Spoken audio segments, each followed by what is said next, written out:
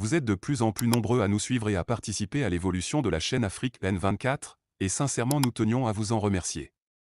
Nous lisons tous vos commentaires qui enrichissent le débat et vraiment nous vous demandons de nous soutenir, en aimant les vidéos pour une large diffusion, et pour continuer à avoir une ligne éditoriale indépendante, et vous proposer de nouvelles émissions toujours de plus en plus enrichissantes. Ne restons pas passifs, soyons actifs. Merci et à bientôt. Amron drogué, humilié, brisé. Le régime Faure pousse l'horreur jusqu'au bout. Trop, c'est trop. Il est temps que Faure Gnassingbé parte. Nous écrivons ce texte avec le cœur en feu et la gorge serrée.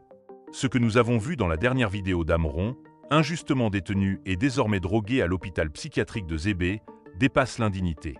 C'est une insulte, une agression, un crachat en plein visage à toute conscience humaine, à toute intelligence collective. Cette vidéo, sinistrement orchestrée par le régime, est le reflet d'une tyrannie qui ne se cache même plus pour anéantir ceux qui osent la dénoncer. Salut, chers toutes et chers tous, Togolaises et Togolais, je vous espère en pleine forme dans le meilleur des mondes. Moi, je vais comme Dieu le veut. Si vous avez souvenance, depuis un temps, et dans un passé récent, j'ai fait une série de vidéos dans lesquelles j'avais des propos injurieux et outragieux envers le président du Conseil des ministres, son Excellence Faure Gnassingbé. Suite à cela, le Togo étant un pays de droit, la justice s'est saisie de l'affaire et j'ai été interpellé. Lors de mon audition, les professionnels du domaine ont estimé que je traversais une période de dépression aggravée et ont suggéré que je sois transféré au centre psychiatrique de Zébé afin que les médecins puissent m'aider à me reprendre en main.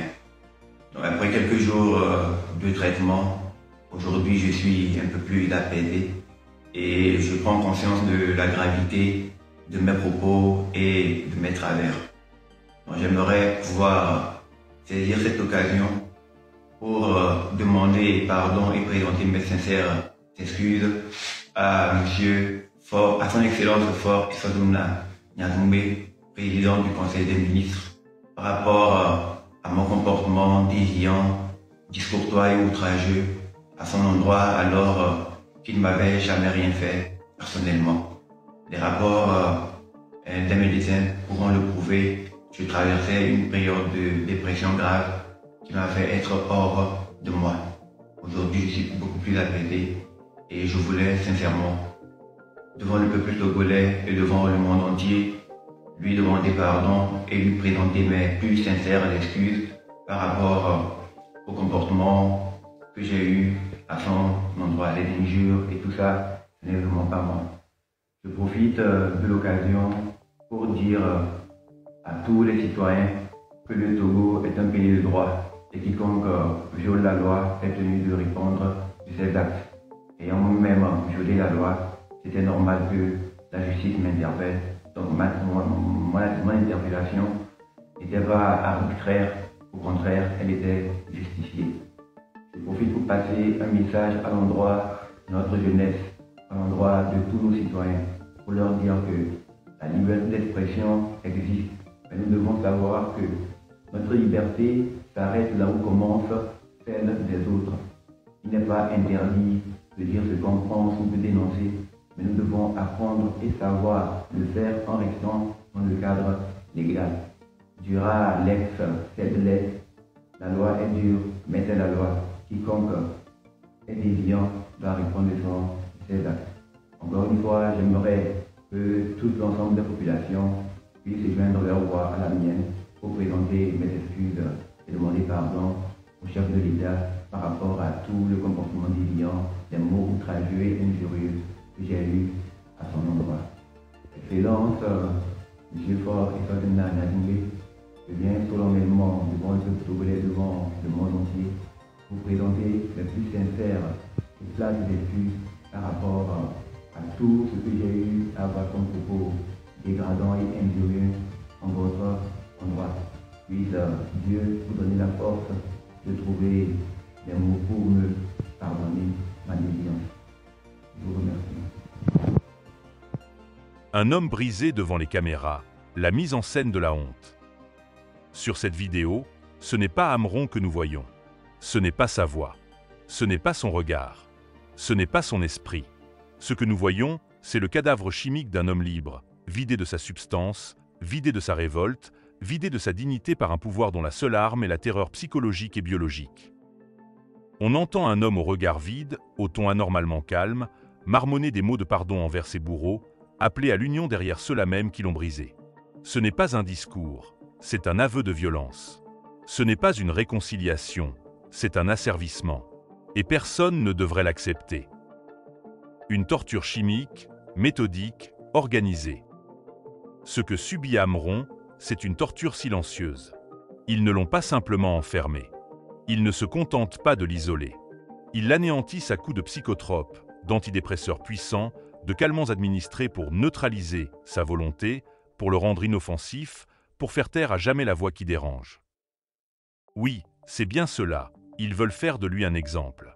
Un zombie, une marionnette exhibée devant les caméras pour dire au peuple « Regardez ce que nous faisons de vos héros.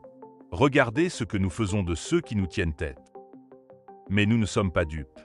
Nous reconnaissons les signes. Le regard perdu, les gestes absents, le débit monotone. Ce n'est pas Amron. C'est le produit d'un crime. C'est un message de terreur envoyé à tout le peuple togolais. Un régime qui écrase, qui efface, qui tue lentement. Depuis trop longtemps, Faure Gnassingbé et sa machine répressive confondent pouvoir et domination, autorité et sadisme. Ce régime a volé des vies. Il a étouffé des voix. Il a massacré dans les rues, en silence ou en plein jour.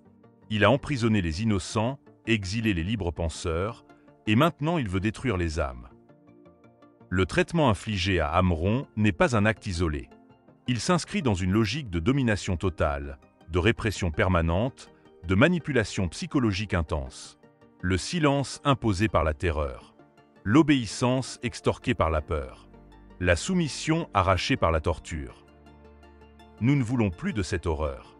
Le 6 juin, c'est le peuple qui parle. Ce 6 juin 2025 doit être un tournant. Ce n'est plus une manifestation. C'est un cri de survie. Un peuple n'a pas à supplier pour exister. Un peuple n'a pas à se droguer pour plaire à ses oppresseurs. Un peuple n'a pas à supplier le bourreau de relâcher sa victime. Un peuple exige. Nous exigeons la libération immédiate d'Amron. Nous exigeons sa réintégration humaine, sa prise en charge médicale hors des griffes du régime. Nous exigeons des comptes. Et nous exigeons le départ de Faure Gnassingbé.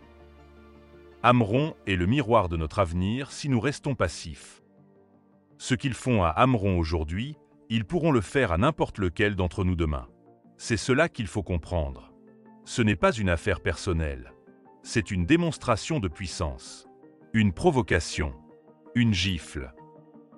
Et si nous ne répondons pas, si nous laissons Amron sombrer dans un gouffre d'oubli et de chimie, alors nous perdrons bien plus qu'un frère. Nous perdrons notre honneur. Faure doit partir, une urgence nationale. Assez de deuil. Assez de manipulation.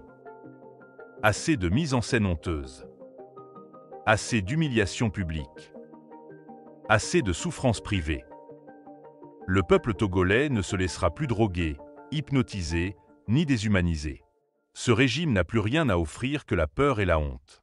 Ce régime n'a plus de légitimité, plus de dignité, plus de futur. Le 6 juin, que Faure Gnassingbé entende ce message partout, sur toutes les lèvres, dans tous les regards, sur toutes les pancartes. Amron doit être libéré. Faure doit partir. Le peuple est debout. Likez la vidéo si ce n'est pas déjà fait. Laissez aussi votre point de vue en commentaire. Abonnez-vous et cliquez aussi sur la petite cloche de notification pour ne rien rater de nos prochaines vidéos. N'oubliez pas de partager aussi la vidéo et de la liker.